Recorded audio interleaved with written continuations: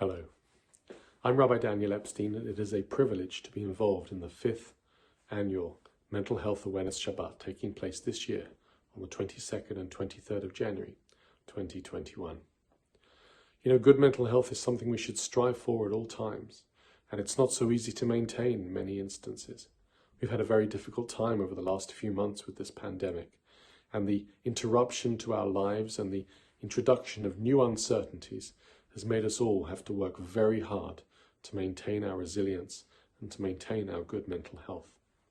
When we're teaching about mental health first aid to help people who are in times of crisis, one of the lessons we try and teach is that for every decision, no matter how difficult, no matter how challenging, there aren't just two answers that we face.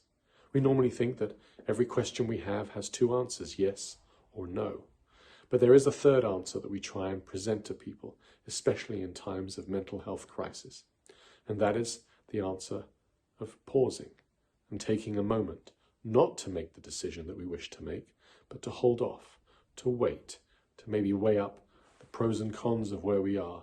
And hopefully with that time we have bought, those precious minutes in some instances, and sometimes weeks or months or even years, we can help to move forward to a better place. I think that's what happens when we read the story of Noah. Noah is told by God to build an ark because there is a flood that God is going to send to the earth because of the way that people and animals are behaving. And so he asks Noah to bring his family and different species of animals, 2 species in some cases and 7 species in others, into the ark with him to close the doors and to weather the storm. The storm comes and the world is literally decimated of all life. And when the floods end after 40 days, they cannot open the doors because there is still water everywhere. And slowly the waters subside. It takes, in fact, an entire year for the water to subside and for Noah to be told, after sending out a dove who doesn't come back when sent out, implying that there is dry land, that he can now open the doors to the ark and allow himself and his family and the animals out into the world. What he's greeted with, I'm sure, is a world that is completely decimated. There is nothing left, and he has to start from scratch to figure out what will be required in order to move the animals and his family forward. So he sets them on their path, and in fact he offers sacrifices to thank God for this extraordinary grace that he has given him to weather this storm and get through it unscathed. And he gets on with his life, and he sends his sacrifices, as I said, and he also sets his children and his family on their way. But afterwards, it says, the Torah says, he becomes a farmer. He plants a vineyard, and from the vineyard he drinks the wine which comes from the grapes, and he becomes exceedingly drunk, and he disgraces himself. And the question is asked, what happened? Noah was doing so well. He got through this very difficult situation. He got through the flood itself. He came out of the ark. He set his family on their way. He set the animals on their way. He even made sacrifices, the appropriate response of gratitude and appreciation for what had enabled him to get through the storm. And yet he has a moment of relapse.